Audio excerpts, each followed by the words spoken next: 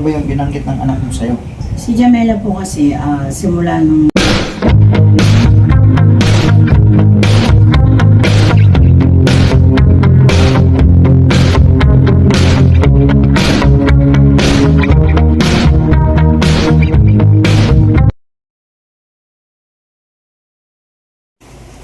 Ano to? wow, gwapo. Masyadong sakal. Hindi kasi giniginawa ko, ma. Ganyan lang. Tumatayo yung balahibo ko, giniginawa ko, makaka-business. Swerte doon, naligo pa nga ako. Ikaw yun, iba nga pakiramdam ko. Iba yung Masyadong pakiramdam ko, malayo. makaka-business. Kaya nag-ano ako, nag-jacket ako. Iba yung iba talaga, oh. Parang umaabot hanggang dito yung lamig mo, parang gumaganyan, So yun po mga ka-business sa isang mapagpalang gabi sa ating lahat, mga ka-business namin minamahal. Yung tubig mo ba doon, okay na? Okay. Sensya na kayo, lagi kami ganito pag mag-vlog yung pichido na 50-50. Maraming na 50-50 sa Madaling oras araw. mga ka-business. Anong oras na naman? Alas 11 na. Ito pong vlog na ito mga ka-business ay ito lang ay bilang pagsagot lang doon sa mga komento mga ka-business noong yung pagkikita kay Jamela, mga ka-business. Ang dami kasing mga komento roon na medyo masakit ang dating. magaspang mga ka-business. Medyo masakit ang dating. Magaspang na masakit pa mga ka-business na may minamahal. Kasi ang sabi nila, akala ko ba nakita bakit walang video? Yan ang naging mahirap din sa iba nung nanonood. Hindi pa nila natapos ang vlog ay nag-comment sila. Nandun po yun sa vlog mga ka-business na kung bakit walang video na nangyayari. Kasi nga, noong tumawag si Jamela ay nagsabi siya na walang camera or any recordings. So mga ka-business, yung sa pagkikita namin doon, talagang off-cam ang pag-uusap namin kasi hindi nga sila pumapayag na i-vlog. At kailangan din natin sundin kasi para din sa nila. Siyempre, bilang Respeto. pagrespeto sa kanilang dalawa, ay talagang hindi kami nagbubukas ng camera, mga business. Kaya nabanggit ko naman din po yan sa mga naunang vlog ko, doon sa mga na-upload ko na, ng mga nakaraan pa na si Jamela talaga ay hindi yan nagpapa-vlog noong pa man. Hindi talaga, ayaw talaga niya. So, yun, ginawa namin yun. Kaya ang banggit ko doon sa mga naunang vlog, just in case na magkita kami, so wala talagang kamera. Ang gagawin na lang namin, pagkatapos ng nagkita na kami at nagkausap na, at saka lang namin ipapaliwanag sa inyo na tulad ng ganito, na wala siya, walang mukha niya na nakikita sa video, mga ka-business. Kasi ayaw nga po eh. Ayaw niya. Lalo na yung kinakasama niya, ayaw din. So, siyempre, i-respetuhin natin yun mga kabisnes. Kasi pag nagpupumili tayong i-video mo yun, mali po yun. Ano po yun? Ang tawag nito, pwede tayong kasuhan doon ng, tawag nito, cyber libel, mga kabisnes. Kaya, nagtaka ko sa mga komento na iba, bakit naman daw, kala ko ba nagkita na, bakit wala namang vlog, hindi naman nakita ang mukha ni Jamela, di nyo naman na-i-vlog. Anong ginawa mo sa nag-comment? Hinaid mo ba? Or ano? Pinatalsik ko na. Hinaid. Hinahin ko na, hindi na siya makapag-comment doon.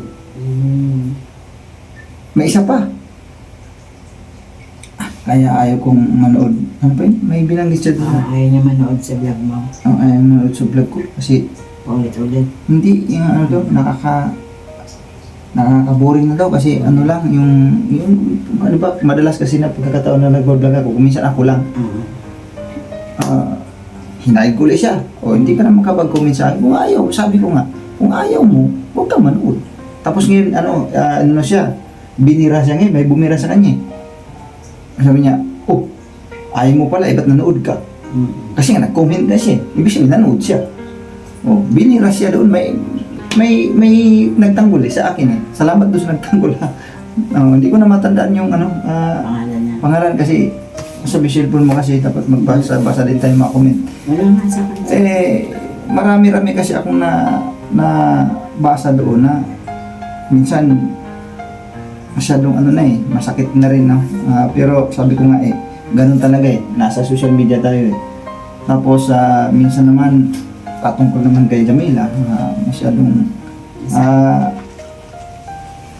masakit talaga. Pero sabi ko Mga ka-business sa akin kasi bilang magulang, ang pinakamasasaktan sana kami po mag-asawa dahil sa nangyari na po sa, yun nga, sa tagal hindi nagpakita. Nandun na po tayo mga ka-business na may pagkakamali din siya na tiniis niya yung mga magulang niya. Pero andun din po kaming magulang para unawain siya kung ano yung naging problema niya.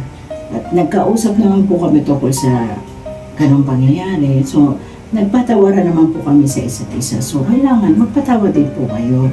At huwag na rin po magsalita ng mga pangit ng mga laban. Kasi, laban. nandiyan pala si Ay, nandiyan Yaso. pala yung cellphone ko. Sorry naman. Nandiyan ka pala. Gising ka lang. Makahubad ka pa. O, bati ka muna. Nandiyan ka na rin lang naman. Ito po mga ka-business. Wapo. Kaya, Nandiyan pala si Yasyo. wala na po tayong magagawa. So, ayun nga po mga ka-business,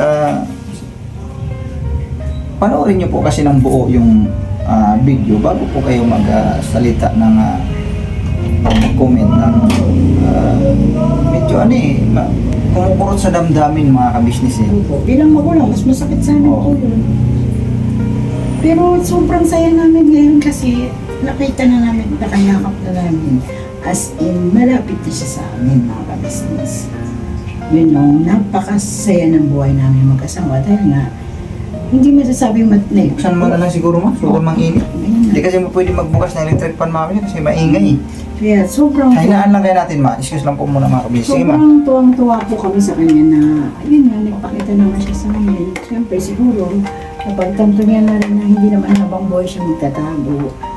Ganun, kasi matanda na rin kami, nasa 40s na kami mag-asawa. Napatawadan po namin siya, nagpatawaran naman po kami sa isa't isa. Kasi kami po may pagkakamali din kami dahil binalag nga po namin siya ng wala rin pahintulot. Siyempre, nahiya din siya sa buong mundo. Yung nangyari sa amin na nagkaroon na kami ng misunderstanding ng paglayo niya. Siguro parang naging siya sa buhay niya, naging malaya siya dahil simulat sa point na pagkabata magkasama naman kami. At wala kami naging problema. Yun nga lang po, yung kanyang paglayo ay mga 2 taon.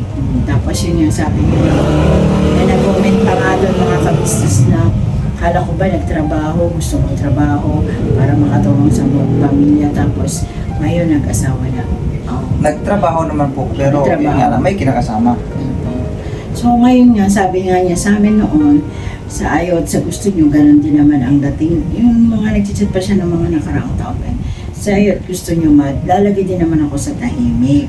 So ngayon, yung mga chat niya noon, yung bang kakaroon siya ng pamilya, yun ang gusto niya.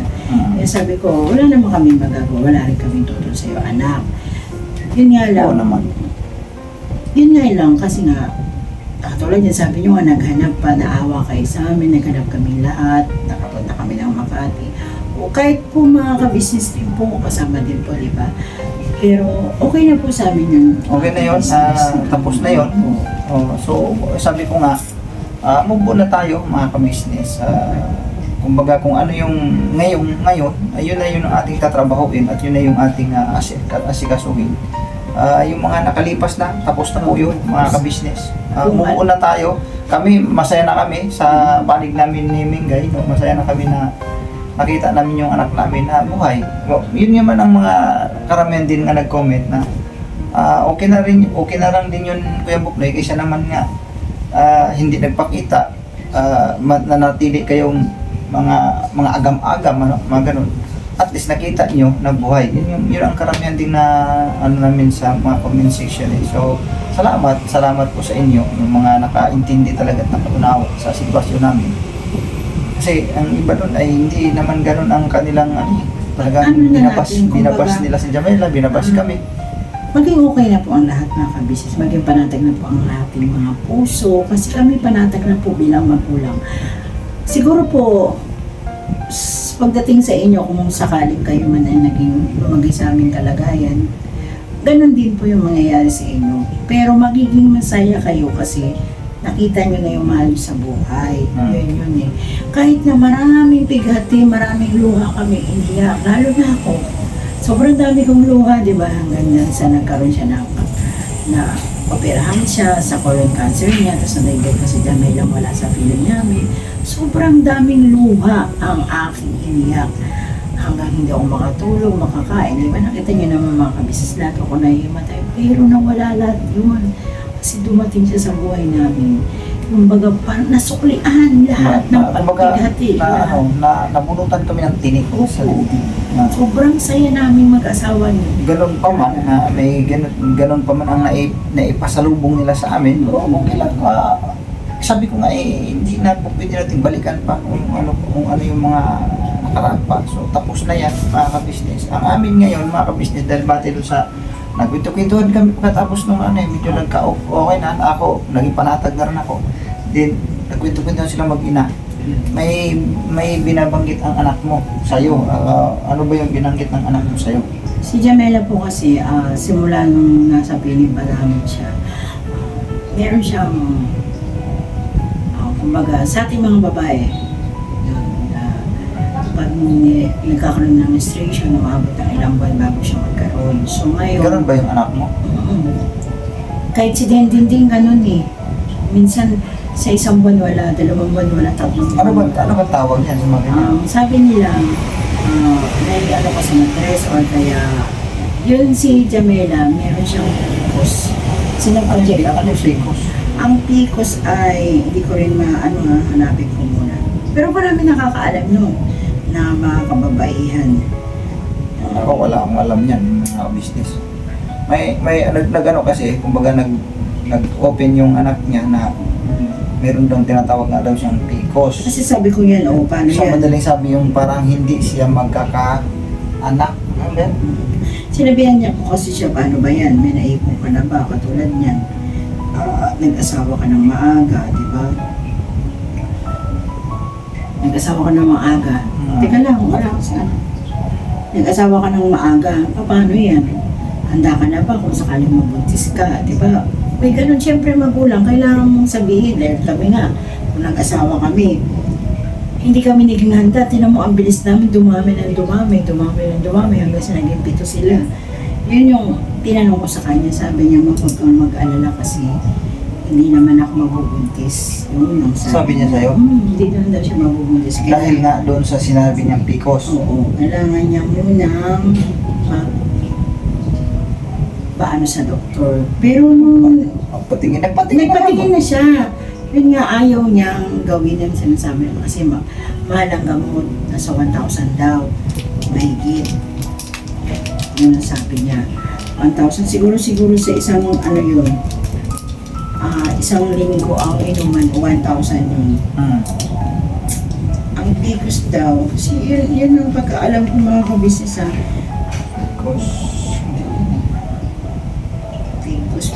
PCOS. Letter P lang siguro yan. Letter P. PCOS ng ina, sabi niya dito, PCOS na sakit ng babae, di ba? Tama ba? Yun. Ayan, PCOS yung Campos Treatment Abbreviation. Abbreviation pala ang PCOS. Ovary Syndrome.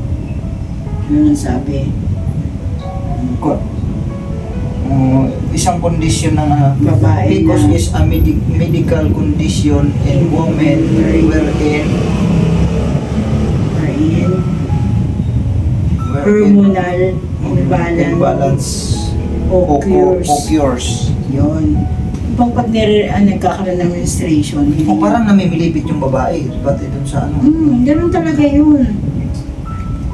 Ano ang PCOS sa kababaihan? Sabi nga naman daw nila, isang metabolic disease. Yun daw ang sakit ni Jamela. So ngayon, sabi ko, huwag kang matakot na magpagamot. Kasi siyempre, walang naipon, walang ano. Pwede ka nun sa East Avenue, di ba? Libre naman to. Oo, Nakakabis kasi. Sabi niya, wag na lang kasi mas gusto ko to, walang anak. Di ba? Eh, mali naman yun. Yun ang sabi niya kasi. Mag-asawa ka pa, kung ganun lang din naman pananaw. Ang hirap naman Kasi takot din siyang mga Total rin lang naman, nag-asawa ka na rin lang.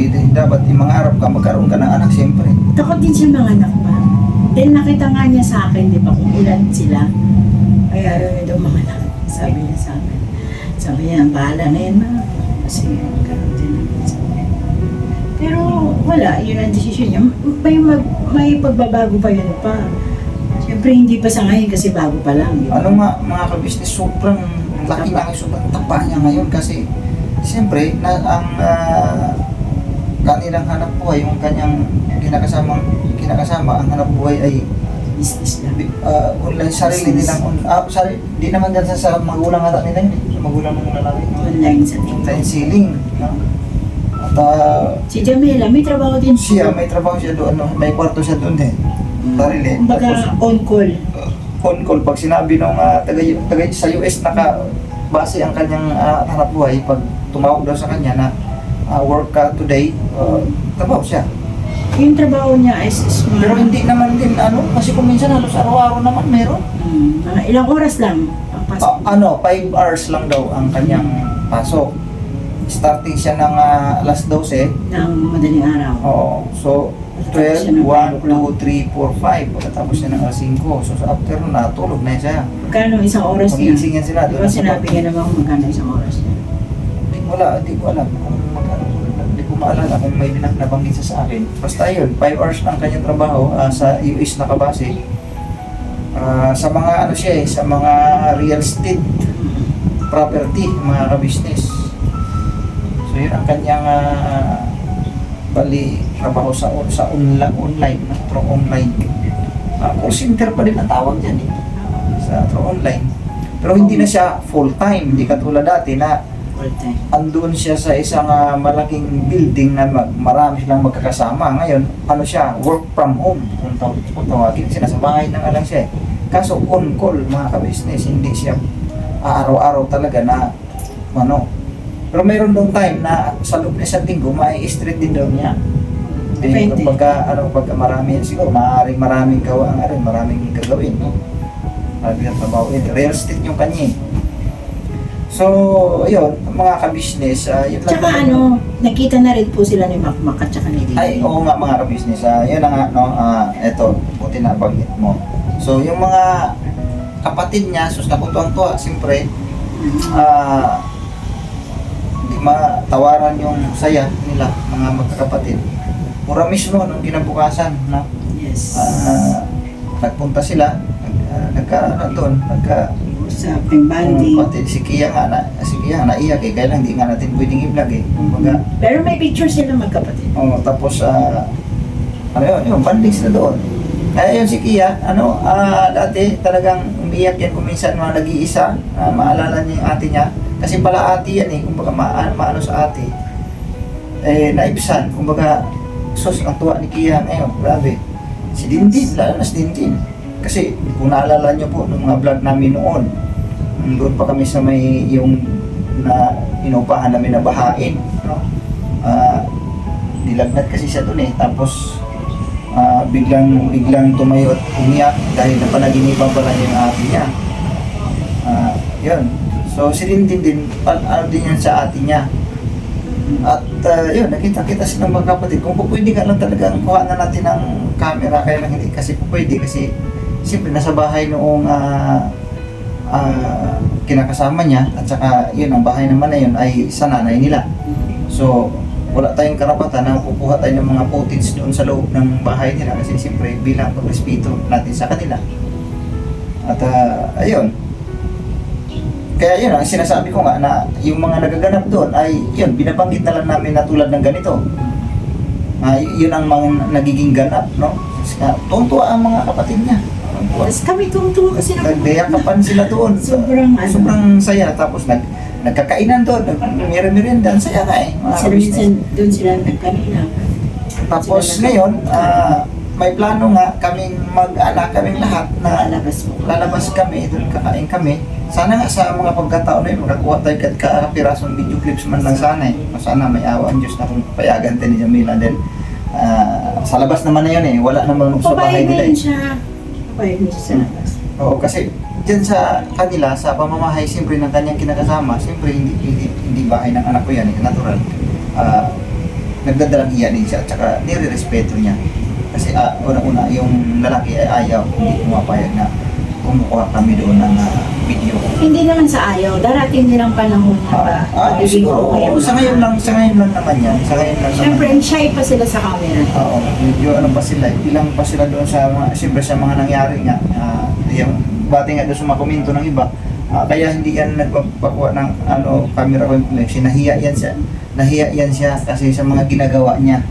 Nandun na tayo. Fast na po. Isa na rin yun. So, Pero ganun pa hindi man. po siya naging pariwara mga kabisisa. Pero at least na hindi nga ganun ang naging nangyari na kumbaga napabarkada, nagbisyo na, gumagamit na ipinagbabawal na gamot. Salamat sa Panginoon Diyos na hindi ganun ang nangyayari. Kasi isa yan talaga sa inano namin nasa isip namin ni Mengay na nako, hindi kaya ito naging pariwaran-pariwara na, kumbaga wild na sa sarili na hindi na alam kung ito ba'y nag-take na ng mga ipinagbabawal na gamot. Yung mga Kasi ganun nga, ba may isipan. nag-chat nga noon, di ba? Pero salamat nga dahil yun ang nakita namin sa kanya na okay lang, nandito naman siya sa maayos na kalagayan. Buti nga bahay nila, aircon eh, kami dito. May aircon to, kaya lang hindi ko pinapaayos. Ayan, oo, nandyan, may aircon pala kami dito sa kwarto namin, may aircon yan. Aircon po yan. May aircon yan, hindi lang namin pinapagana. Kasi at gumagana siya, kaya lang kulang sa Kulang sa tapirol, priyo. Eh, ayoko po kasi nga mahal po nga yung kuryente. Pag nandun, pag mapasok, ang lamig-lamig, is naka-splitter yung Hindi na nila. sila humihinto ng aircon doon mula umaga hanggang gabi 24 hours. Oo, kasi siyempre nag-ano siya nga nag-online selling nga si yung kanyang kinakasama. Hindi talagang Ayan. gusto lang na yung malamig lang yung loob. No? Nagising ng bombero. Dami stocks ng mga Nagising ng bombero. ayan na. So yun po mga ka-business, maraming salamat po sa amin. So yan lang po mga business ang aming maikling info na yun, nagkikita-kita ng mga bata at saka yun sa mga komento na negatibo. Tapusin na po natin yan mga business na minamahal. Sabi nga, love lang tayo. Oo. So yun po mga ka-business, God bless po sa ating lahat. Support natin ka-business official, Papa Rins TV, ka-business family, Mrs. Kitty official, at siyempre famous Budang official, at sa lahat ng mga kagwangs na nasa sirkulasyon pa ng ka-business family, ang iyong abang lingkod Kagwang Bugnay official, mga ka-business namin pinamahal. Salamat ng napakarami sa inyong suporta. Never say goodbye, tomorrow is another day. Pera banat, todo mga ka-business. Bye-bye po. Bye!